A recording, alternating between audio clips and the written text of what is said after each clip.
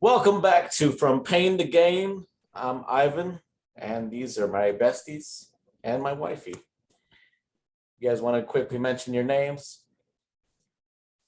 Hey, I'm Jason Scott Montoya. Glad to be here sharing today once again. Hey, I'm Dr. Stacy Mobley Afaro. I'm excited to be here. Awesome. Today we're talking, why do we resist help? In this day and age of American stubbornness, I would call it, where I'm right and there's nobody else that could tell me I'm wrong. I think this is a very specific topic we could speak to, especially with our experiences in life.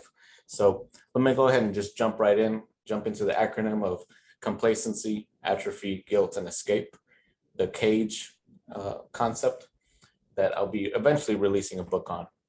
So to start off with complacency, I get to speak to this from a personal perspective because I was blind, and you can't really get out of complacency when you're blind. And one example I had of that was in my speaking. I noticed as I got bigger and bigger audiences, I would, instead of being my natural kind of rambunctious self, I would speak like I'm regurgitating from a script.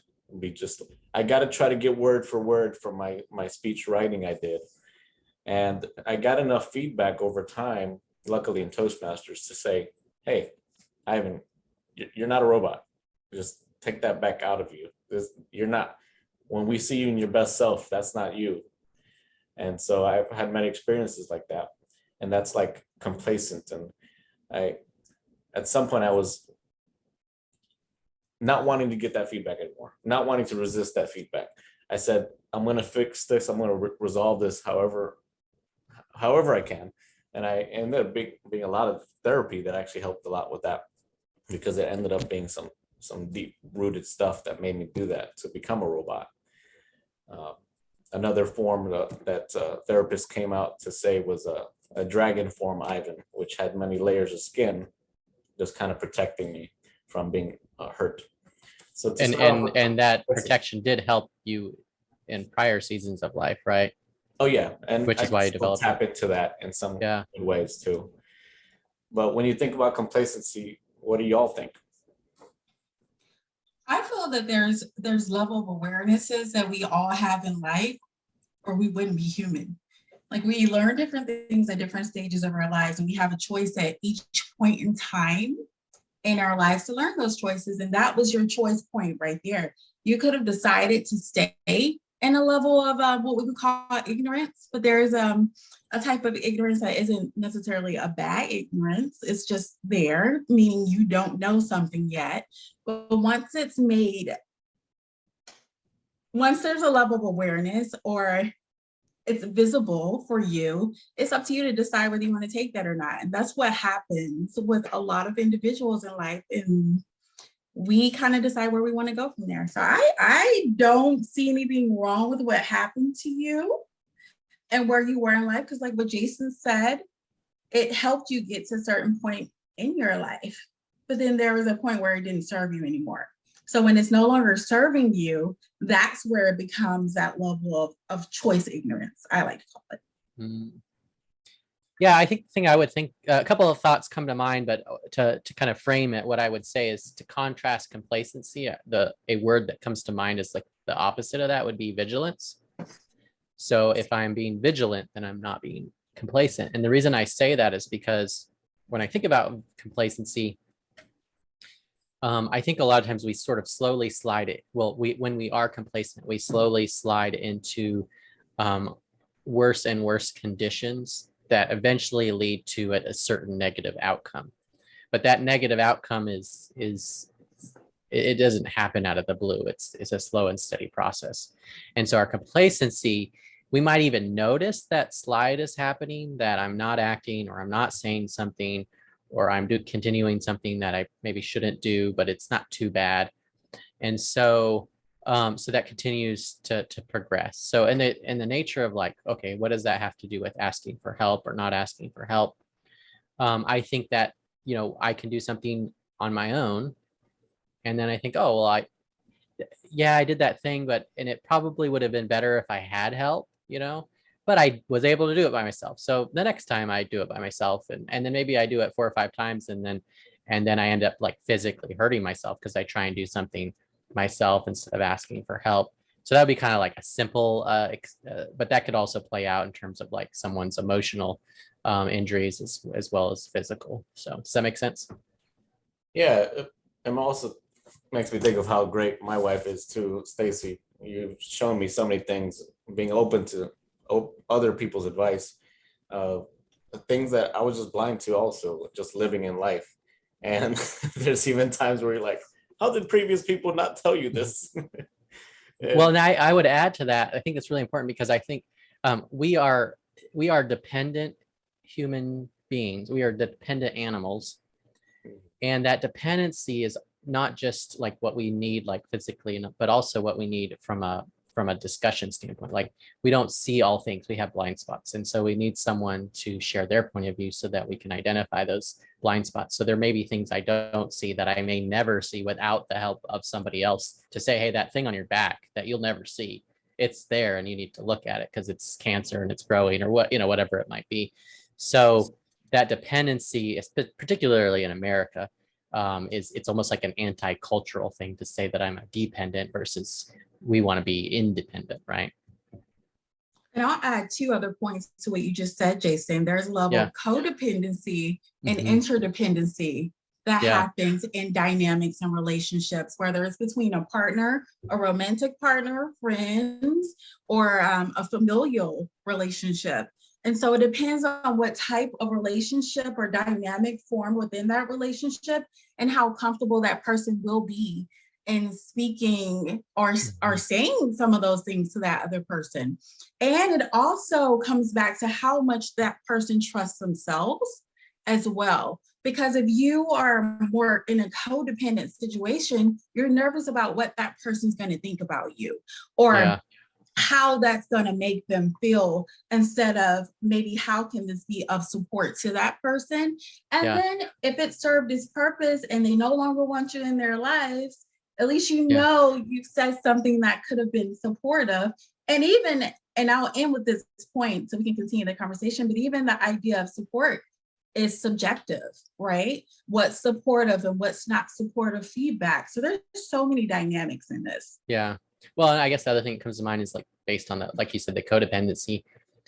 A child is codependent on the mother, but it has to outgrow that if it's to be healthy and thriving, right? So there's seasons of those things when it serves its purpose, like you said. So yeah, that's a whole nother discussion I could tag on to, but we'll leave it where it is right now. So you mentioned a great transition, Stacy, of sometimes it could be presented as not supportive, which kind of brings us into atrophy, because the article I wanted to speak to on this section is specifically around trauma. And this is, I think, what could keep us in atrophy the most. So I'll go ahead and just read this quick little excerpt from an article. Let's see.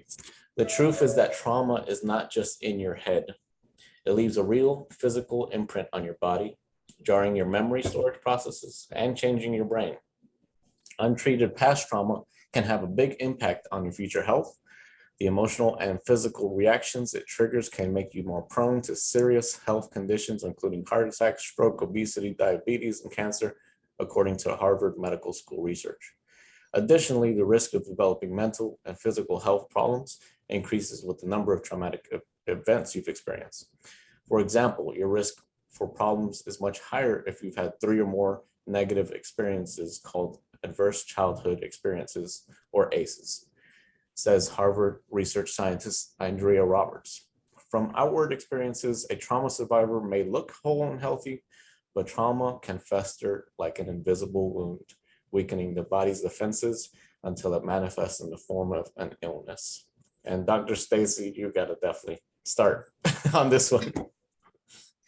Well, first of all, thank you for bringing up that article, because that's so important and really helping people to see trauma from a more non-biased lens, because we all have some level of trauma. I don't think any human is is without any level of trauma. But it goes back to partially what Jason mentioned, that parental dynamic, whether it's biological or non-biological family members or friends, that whole community and network will really help to determine how that person responds versus react to the trauma that they're placed in. So if the trauma happens within their household, that's a whole different, dynamic than if the trauma is happening in the world, like say for the type of trauma that I could say that I more so experienced and was a part of in terms of just being a woman and being a Black woman or African American, if you guys want to call me that, on top of it. There's so many layers for each and every one of us. And the difference between how trauma affects our lives is to how we choose to respond versus react to it. Yeah. We can go deeper into that later. And I forgot to mention, sorry, 1 second. I should have did this at the intro, but Stacy has treated 15,000 patients. So just wanted to mention what type of treatment, to clarify? Oh, a variety. So it could have been more what you guys consider allopathic, so the general route of chronic illnesses. But I always realized that chronic illnesses stem from things like this, how the nervous system was responding, or what type of non-supplement, non-pharmaceutical pathway led them to need those pharmaceuticals and supplements, or more integrative, I like to call it, or common sense medicine. Yeah. So often people are having some sort of trauma that manifests physically over time. Exactly. I always say the physical elements are the last manifestation of anything. Okay. Yeah. So an interesting kind of story to talk about the trauma pieces. So I hatcheted my knee in 2004 on accident, and I ended up cutting right into the bone, and the skin opened up, and it was all gross. But I won't tell the whole story now. But the thing I'll tell is, so I ended up getting 40 stitches, 5 layers. I missed everything important, thank God. But I ended up getting these 40 stitches, and they were self-dissolving. And so I went through that, recovered. But there was one part of the wound that just would not heal.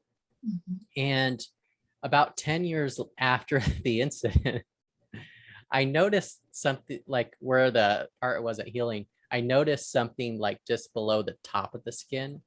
And so it was kind of black. So as I was looking at it, it kind of opened up, and I got some tweezers and I grabbed it. And what had happened is one of the stitches never dissolved. And so it was still in there, just messing things up. And as soon as I took it out, I cut it, pulled out the wound, the top of the wound healed.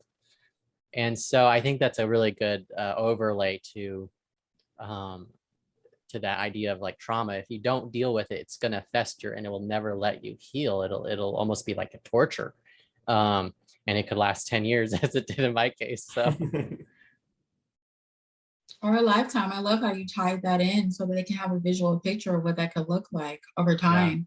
And how they choose, because it depends on the skill set, it depends on the structure in place. Because in your follow-up appointment, hopefully there was a follow-up appointment, Jason, they should have been taking a look at that. And again, we're all human, but the quality and type of support that we get in the process also matters, right? When we think about therapists or the different type of support that you need, because sometimes we are so quick to label things like depression, anxiety, all of these things, but depression is the biggest one.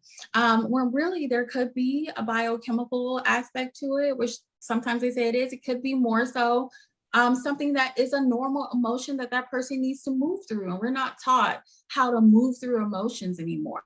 We're taught to stuff them down and hide them and pretend like everything's okay, when all of us human beings can feel that it's not. Yeah.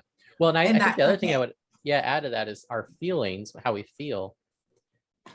They're kind of raw in a sense, but we very quickly associate them with things or with emotions.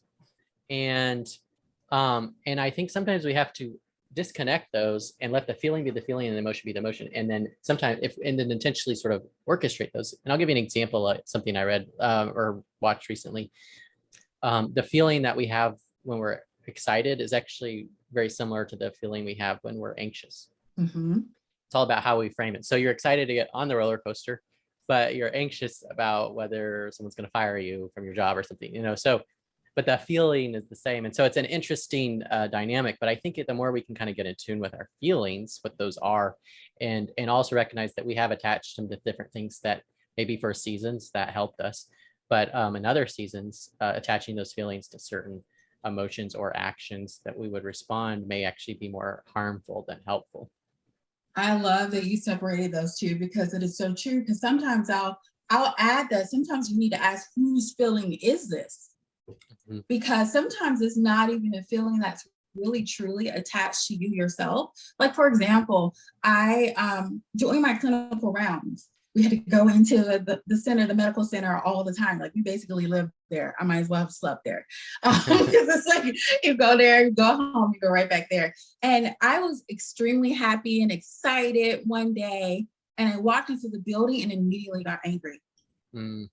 And I was just like, this is not mine. Like I had no reason to be angry, no reason to have any of that. And when I said angry, I meant not just feeling that, I felt it in my body and my emotions and my psyche. I just felt this rage, like I can just go punch a wall. Yeah. And I really had to realize and decide like that was not my feeling. And I was going to choose to let that go in the name of Jesus, Yeah. because we have to realize that everything we feel is not ours as well, from depression, anxiety to suicide. That is a whole nother conversation. Yeah. And the other thing I would add to that is, I guess, in addition to not feelings that are not my own, are also feelings that are what I would call legacy feelings. Mhm. So something I might experience now might trigger a feeling from 10 years ago. And I never dealt with that thing. And so now there's like a pocket, that's sort of opening. And so I'm feeling this thing, but it's disconnected from it. And so I'm having to go, okay, is that really like kind of what you're saying, but just in a different way? Like, is that really what I'm feeling about this thing or this situation? Or is this the emotion appropriate for that? Or is it just a legacy feeling? So I've gone through a lot of legacy feeling auditing. And so that's something I'm more experienced with myself. So let's talk about generational feelings. yeah, generational would be another one. That, Yeah. A whole legacy nother feeling within episode, it. babe. Yeah. So yeah, so many layers. Yeah, things we inherit. I know with my family, when I did some interviewing of different family members, I discovered that there was a lot of control and compliance in our family lineage. And when they told me that, and I saw it in them, then I saw it in myself as a mirror, like, oh, I have that too. And now it was like a blind spot that I could now see through the family as a mirror. And so if we actually lean into that, it can be hugely helpful, but it is really scary, and it's difficult and not easy work. So. And it's beautiful work, because then once you become the level of awareness that you have, you begin to, you step into a state of choice. Let me put it that way. And then it becomes your choice. That's such a beautiful point in life, when it's no longer something you're subconsciously or through compliance or through obedience or through manipulation, continuing to bring generation to generation, but now you're choosing. Yeah. Yeah, because that could be the complacency, right? Or maybe even the next letter, which would be atrophy, which is I am this way, I'll just accept it and not do anything about it. That's another reason why I absolutely love you, Stacy, is that you don't allow influence of others per se to determine how you live. Like I've been with so many people, even friends, that just kind of collapse to my influence and whatever I've done. But you're like, no, I'm going to live my own life. I'm going to live my own decisions. So that's awesome. But I wanted to draw all the points you just mentioned into kind of a personal experience too. And I'll start off by saying, I read somewhere that the brain cannot differentiate physical from emotional pain, particularly the feeling of rejection, which is subjective, because rejection could be healthily or unhealthily intaken, if that's a word. But what Jason, your story really was amazing and connected with me on was, like you said, it's torture, but you also have to decide to get out of that torture, right? For you physically, you had to pull the stitch out. You had to decide to pull the stitch out. And I could draw equivalent of my story. One of my therapy sessions was really intense. I allowed myself for the first time to feel healthy anger. And I had seen that go in awful ways. And I've seen primarily the unhealthy disbursement of anger, particularly growing up. So I didn't allow myself to feel it in a healthy way. During that therapy session, I was able to pull it out. And I guess that's one of the many subjects in this session is, Well, I'll two things I'll throw out there. First is James 1:19-20, which is essentially everyone should be quick to listen, so to speak, and slow to become angry. He doesn't say don't be angry. And so, and he says slow to anger because human anger does not produce the righteousness that God desires. So there's something about that. And I think the way that I understand God is that he's essentially leaving that as the last resort, right? And so sometimes that last resort is appropriate. And then the other thing is a quote from Jennifer Garvey Berger about the social pain that you described. So this is the thing you probably saw was the research from Matthew Lieberman. So he found that social pain from the biggies like heartbreak and rejection to the more daily pain of thinking people don't like you or that you're being left out is experienced in the brain in exactly the same way physical pain is experienced. You can see why our aversion to social pain would push us towards a sort of false agreement if we feared being rejected in some way. And so that's kind of the quote there. And there's a lot of applications. I immediately think of social media, that like how much we're like socially media painifying each other, shooting each other with darts, as Jonathan Haidt says. We're not killing each other, but we're certainly shooting each other and hurting each other in public forums in ways that we probably wouldn't do privately, or we would maybe do differently. And so, but it is very painful and emotionally taxing to go through some of those types of experiences online, if as I have, as I imagine others have as well. Yeah, and this brings in another natural transition to guilt. When you're talking about social rejection with no social preparation, you could see it day to day. People cut each other off, forget cars, just shopping carts, just about to run you over. We don't have social etiquette training at all in schools. I think that's something I really like to drive for.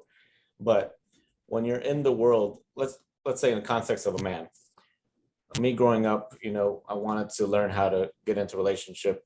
But the first kind of course material I got kind of doing the online dating training courses was really about how to pick up women. And, most of them had to do with how to obviously get them in bed. But inherently, that's going to lead to rejection, not only of the lady, but yourself, because that's not really a viable way to live. That's kind of a insecurity-based way to live, that your identity is based on sex and quantity and volume of sex. But that is celebrated in our culture, and it's pretty toxic. So that brings me to the natural next point I wanted to talk about in terms of guilt, because I thought about what's the key part of our society that's really easy to feel guilty about. And I just went naturally to sexual addiction.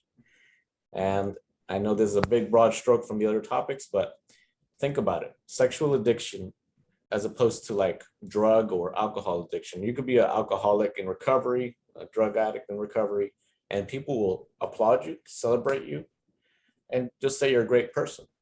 However, sexual addiction in its many forms, realistically, you're going to be called a pervert. You're going to be called whatever names. You're going to be looked down upon somebody that doesn't really know the full picture and what got you there. And I think that's a big part of our society, particularly with all the studies we hear on how this addiction is unraveling. So what are your thoughts on that, and maybe other perspectives on guilt on this very topic? I just wanted to hop in really quickly on a point you made right before that, because when I think of the idea of rejection, the idea of guilt, shame, all of those so-called negative feelings is what we're basing our identity in. And that's what I was going to hop in and say. And then you started to go down that route. And I was like, yes, that's what matters. Because surprise, everybody goes through rejection, feeling a level of guilt, a level of shame. It just depends on what level it is in their lives. But the pivotal point is how they allow it to define them, and if they allow it to define them, and what value is it placed in their life. And that's the big difference in what route they take because of the rejection, the guilt, the shame that will take place in every human that watches this show, and has taken place in every human that has ever lived on the earth's life. So Yeah. I wanted to add that little twinge there. So the fact that whoever's listening to this, the fact that rejection is happening to you, the fact that you may feel guilty and shame about something that may or may not even be yours to feel guilty and shame around, that you get to decide how that molds you and how that defines you. And if you want that to define you, it's all your choice. So start to dig there. Yeah. So I think about, when I think about shame and guilt, like guilt leads to shame. Like I feel guilty, so then I start to feel ashamed. And particularly the shame tends to have a judgment attached to it. And that sometimes it may be appropriate or not. It just depends on the situation. But I may ought to feel shame depending on what I've done. But there is a shame hole. I kind of imagine like a hole that I'm stuck in, and that we have to have a mechanism to get out of the hole. And so for me, and to your point about the identity, for me, it was, okay, recognizing that, hey, well, first of all, I actually kind of like hanging out in the hole. So I have to reconcile that. The shame hole is nice. And part of the shame hole is nice is because now it gives me a reason to do the thing I did that made me feel guilty all over again. So it's like a cycle. Or I just feel bad and I want to try and not feel bad. So then I do the thing again that I thought would help me cope. And but so back to the identity thing, for me, it was a matter of recognizing that, hey, okay, I do have I don't have to stay in this hole. I don't have to want to be in this hole. And I have a ladder out of it. And for me, that was recognizing that in my relationship with Christ, he had already conquered and overcome shame. He took the shame on himself. He took my shame on himself. And so I no longer have that shame. And so I can walk out of the hole. And that's the ladder for me. And so when I recognized that, like in a very personal way, oh, it actually kind of broke the cycle that I was in of the guilt and the shame and then the sin and the guilt and the shame and the sin and the guilt and the shame and sin. And it's not that I didn't fall back in the hole. Maybe I did, but it's like I fell in the hole and I just got out. And then I started to fall in the hole less often. So does that make sense? It makes complete sense, Jason. And you brought up a great point that I wanted to highlight, in that recovery is a process. Yeah. Recovery from anything, addiction, or for me, ice cream, anything Yeah. that you want to change is a process. So beating yourself up or falling in that guilt and shame hole again because you fell in the hole again is not going to be helpful. It's not helpful because that's a natural part of the process. Yeah. And I think the thing that comes to my mind is just, at least for me and understanding where my relationship with God, how it works. I think there are some people out there that think, well, if I have sinned, and I must pay for my sin, right? So there is quite a conundrum there to how do you reconcile shame for someone that does that, because that does drive them to be better. But how does that actually help them deal with their trauma or things that trauma they've dealt given to other people in their past? Mm-hmm. So it's a difficult thing. And when people want help, they can feel guilty about asking for help. Maybe they've been made to feel guilty for asking for help. Or maybe they felt shame when they asked for help. Like, oh, what kind of person are you that you asked for help? So that shame can come from our own choices, our own like addictions or sin, but it can also be pushed on us by a parent or a friend or a spouse or whoever. And like you were saying earlier, like that force that may not be ours that's driving it, but it's someone that's, if a parent that you look up to says you should be ashamed, and maybe they're wrong, you shouldn't, then all of a sudden you get confusion, and that creates more problems, which have to be untangled in some kind of counseling or therapy session or community. and community and therapy and because if you don't change the environment or the background, right? Because the therapist is just one other perspective, a human perspective. Yeah. Like you have to really change the environment to really understand a new, I hate the phrase new normal, but a different experience. Let's put it that way. Because otherwise, how will you know if you don't have those different experiences of what life can look like? Mm-hmm. Yeah, I really believe contrast is a vital piece of how we learn and grow, which is that you experience this one way and then you experience another. You experience joy and sadness, and now you have a better understanding of both because of that. But if you only have sadness and brokenness and despair, like I would imagine someone like that may not think there is anything else to experience, and that is life. And so then it kind of leads down to a dark mental road. Exactly. The same with aging, because I remember traveling really helped me a lot to really get that contrast in life. And I remember traveling to Scandinavia at some point, and in America, aging is just like you get old, you can't walk, you know, your skin gets all wrinkly, and then you just retire and you sit in your chair and you watch reruns. Yeah. And really that doesn't have to be what aging is about. Or you have a chronic illnesses, it's just the way it's going to be because of your age. But then I started to travel to these different countries and see people who are like 75 years old, like laughing and playing like they're teenagers, riding the bikes around. And the only way that you can feel their age is because of their gray hair. Yeah. But then I began to see like there's a contrast, like we get to decide what each stage of our life is going to look like, no matter how it's presented to us, as long as we start to get that contrast over time and understand where our identity comes from for us on this call is through Christ, right? Yeah. So, well, the thing that comes to my mind is like, what does it mean to be a flourishing, joyful, loving, old person, or a grandfather or grandmother, you know, like having a vision of what that ought to be, right? Versus just accepting the reality of whatever we've been handed, right? And you essentially were given a real life vision of what it could be. Yeah. And we all feel like we have to go with the flow of what we see, because like you said, it's all we've seen. Mm-hmm. Yeah. Y'all are dropping so many gems. Hopefully we can pick them up later, or we're gonna be broke. I'm gonna just copy and paste all that and put it in my book. It'll be all right. Here's a bunch of sections from Jason and Stacy. So wrap that kind of awesome section up, there's 3 last kind of points I want to speak to on the, and I'll umbrella this with something great my pastor said. Our pastor said, he said that this sort of stuff takes time, right? And Stacy, you've mentioned that. And it was a great thing, I think, that gave a lot of folks relief, because it's not always going to be a per se immediate healing like Jesus did, which happens day to day in different contexts. But you may not know what God has in store for you by making this kind of drawn out thing, and the beauty that could be in that being a drawn out thing. And so the last 3 points in that would be, number 1, the grip of the enemy.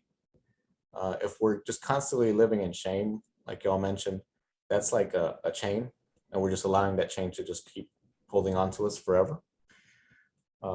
Number 2, the sin is covered for eternity in Jesus, right? If that so happened to be your belief. It's not how some Christians think about it, like, oh, I confessed, but I sinned again. Oh man, I'm so ashamed. I'm gonna, I just forever I'm just living in pain. I can't ever overcome this. Not this. God lives outside of time. He's got you covered on this. So that naturally inclines a gratitude in you, instead of living in guilt and this atrocious person. You live in, oh man, victory, yeah, freedom in Jesus now. And then the last point is, which is the story of the Apostle Paul. Yeah, he was the baddest of the bad, and he even says it when he becomes from Saul to Paul. Yeah. He says, I was the worst of sinners, and yet God's grace still covered me, so it'll cover you too. Yeah, he murdered all sorts of people. Heck, I murdered 2 people this morning. He did not, for the recording. Ivan, I wanted to highlight something you just really said that I think is really important, just needs to be highlighted. Choosing to go from guilt to gratitude. Every moment they feel that guilt, they can choose to be in gratitude, that they're aware of it, that they're working on it, that they have support, therapy, whatnot, accountability, community that's helping them to move forward, and then choose to continue to move forward through Christ. That's a lot to be grateful for. Mm-hmm. Yeah. As opposed to willpower. Yeah, it could be a lot worse. Yeah. And then the last point of this is we get frustrated when we fall into the same thing over and over and over and over and over again, right? Mm-hmm. But something a great friend of mine used to be a pastor, Lee Jensen, he said, you know, when you think about a parent and the kid that's just learning how to walk, you think a healthy parent would be looking at that kid saying, how dare you fall again? Who do you think you are? No, a good, healthy parent would say, get back up again. Let's just try again. You're going to do great the next time. And that's kind of a great analogy to how God works with us. Is he knows the ultimate last time we will fall, but he's also egging us on to keep on pushing forward, to calling us higher, right? As one song says. And with that, I'll go ahead and transition to the last part. So I would like to read a poem, if you're all right with that, before you do that. I don't really like poetry. I'm more intellectual and not, but this poem was one that I connected with, but I think it covers a lot of interesting things you said. So it's by Portia Nelson. And so I'm just going to read it. There's 5 sections. It's pretty short. So section 1, I walk down the street. There is a deep hole in the sidewalk. I fall in. I am lost. I am helpless. It isn't my fault. It takes forever to find a way out. I walk down the same street. There is a deep hole in the sidewalk. I pretend I don't see it. I fall in again. I can't believe I'm in the same place, but it isn't my fault. It still takes a long time to get out. 3, I walk down the same street. There is a deep hole in the sidewalk. I see it's there. I still fall in. It's habit. My eyes are open. I know where I am. It is my fault. I get out immediately. 4, I walk down the same street. There is a deep hole in the sidewalk. I walk around it. 5, I walk down another street. Mm. There we go.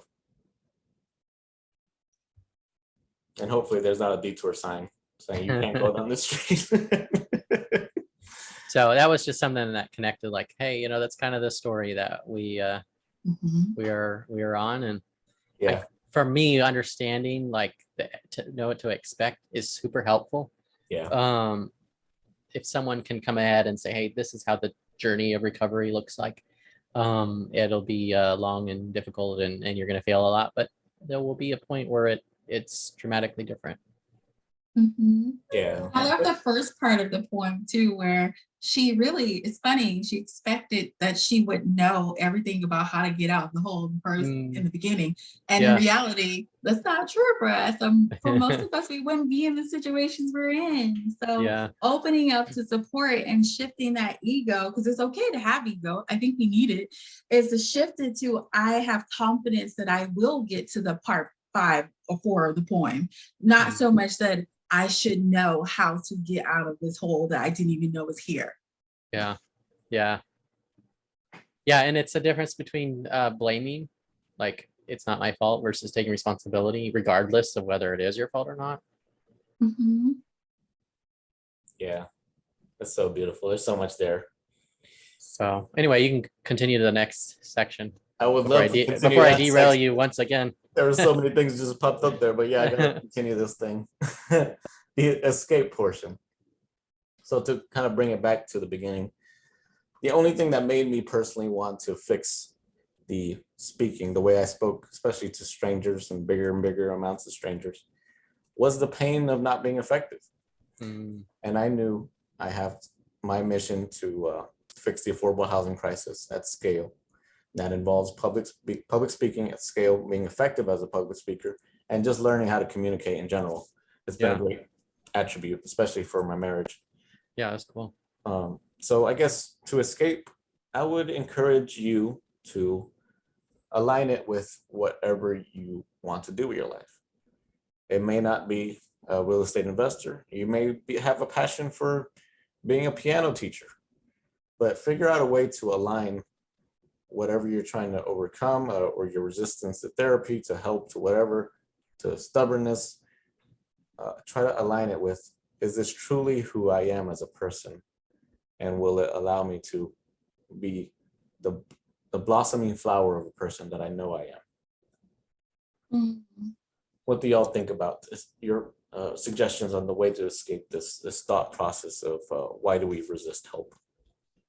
I would say don't course correct on your journey based on your comfort level, because your comfort level is, it's there to protect you in some capacity, but that doesn't need to be your guidepost to where you're going on your journey. Kind of alluded to what you just talked about. Because, for example, I am a massive introvert.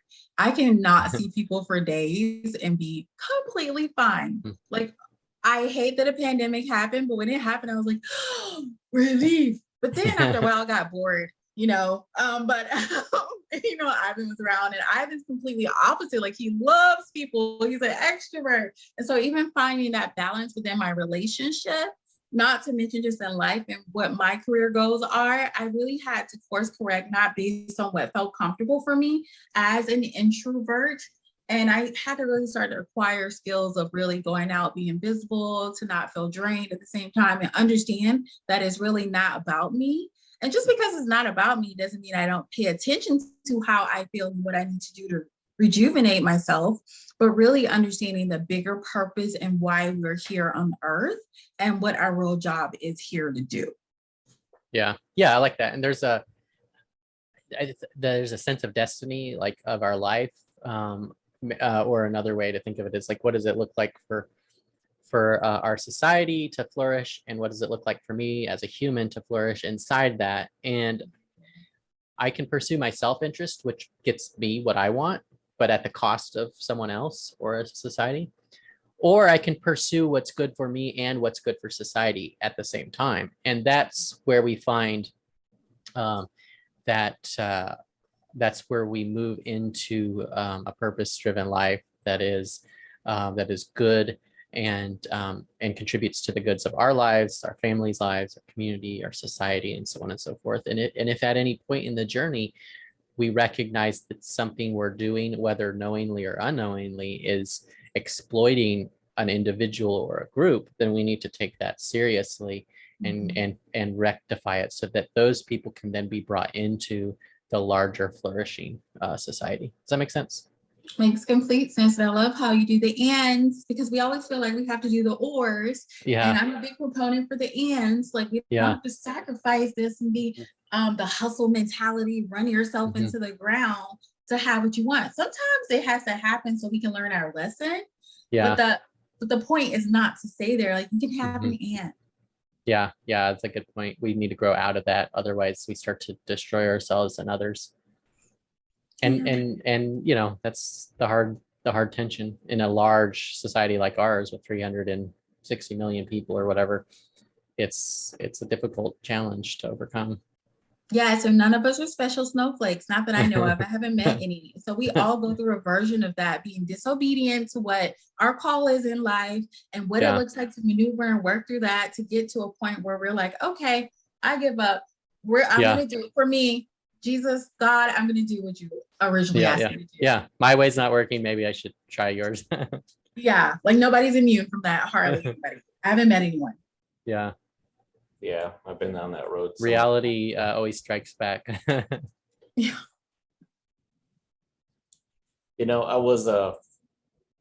I did, like, I don't know, probably like 25Ks in a matter of 2 years, from maybe 2014 to 2017.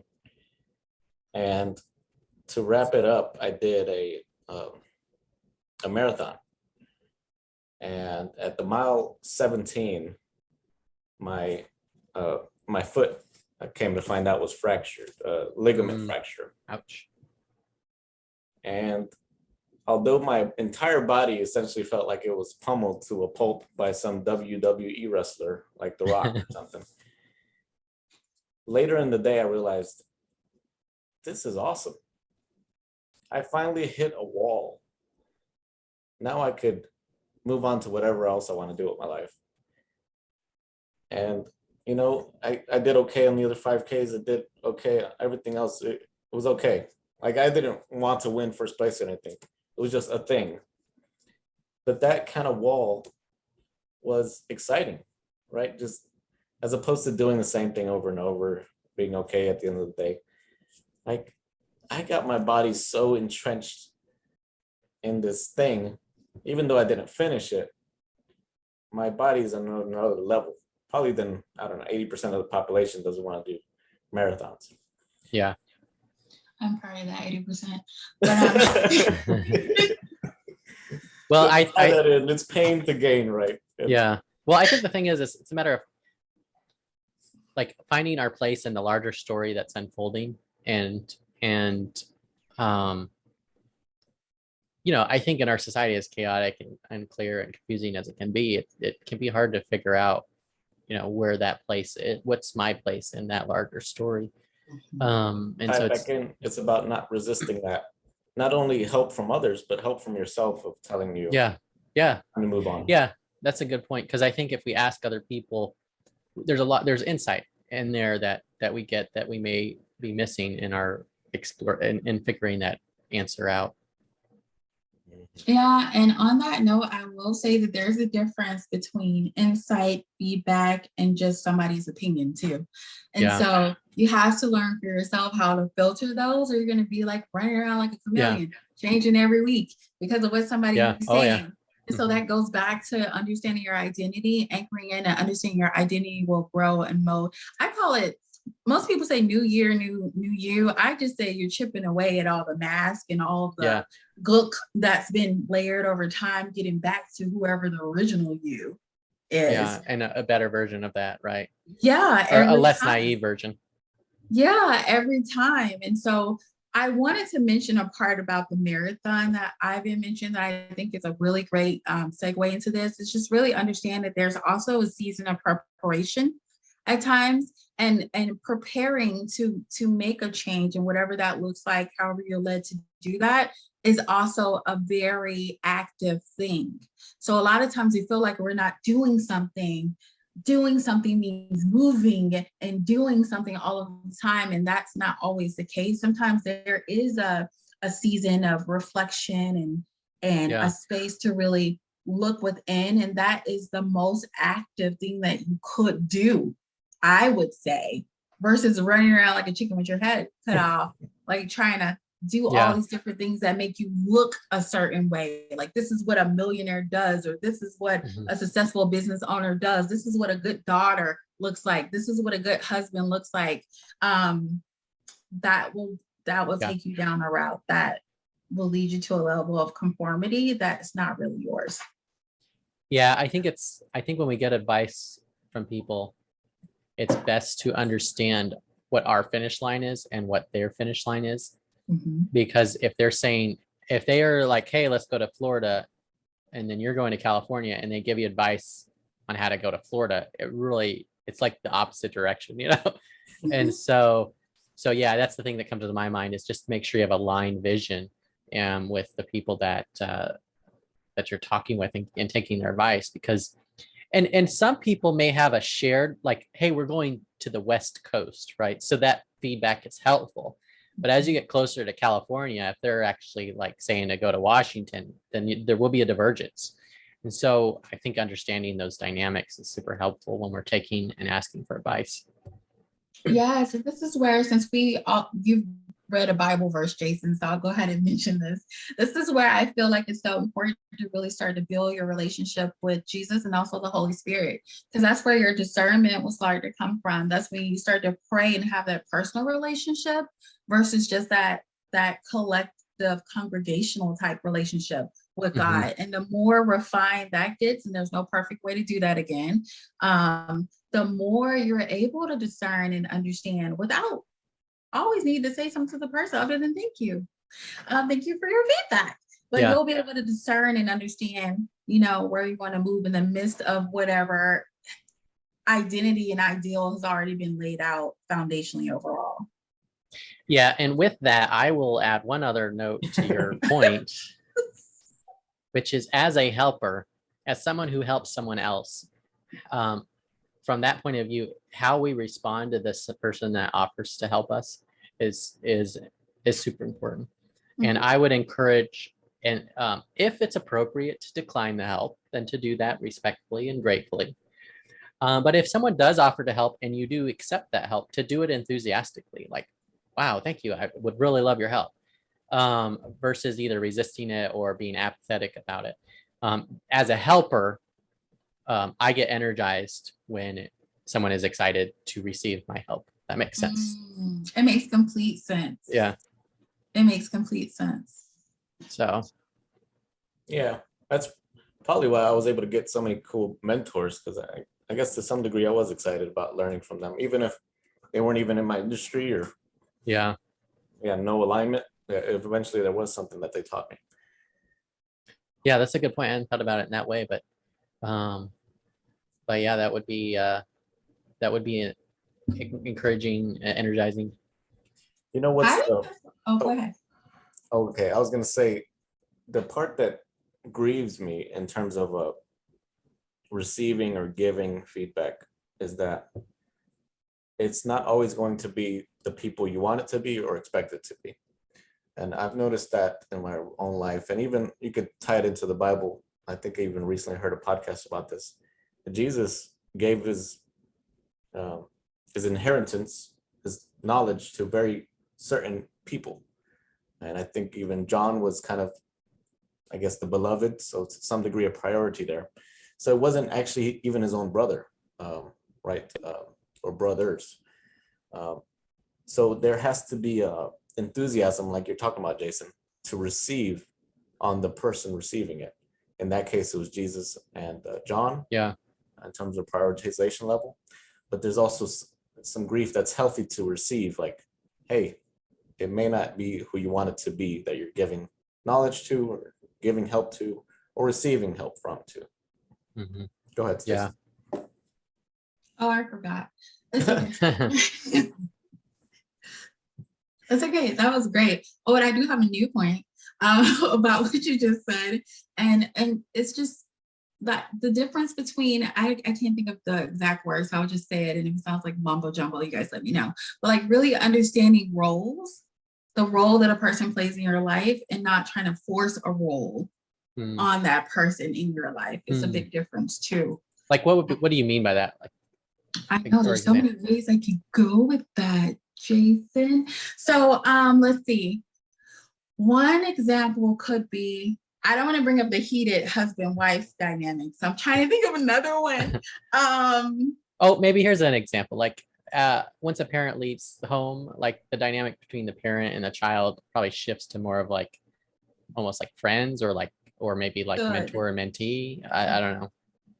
Oh, that's a good one. Yes. And just even the roles throughout the lifespan of the person or people involved. And so the parental role, and how if someone has a title, like for example, parent, father or mother, and then they're not at a maturity level to really understand what that looks like, even though it's messy for everyone, then you can't force that role on them per se. You just have to kind of take it for what it is after a certain point. And then well, I think that's the difference between parenting and adults interfacing with each other, and perhaps the Old and the New Testament, in the sense that the Old Testament was law and order, right? And sort of enforcing.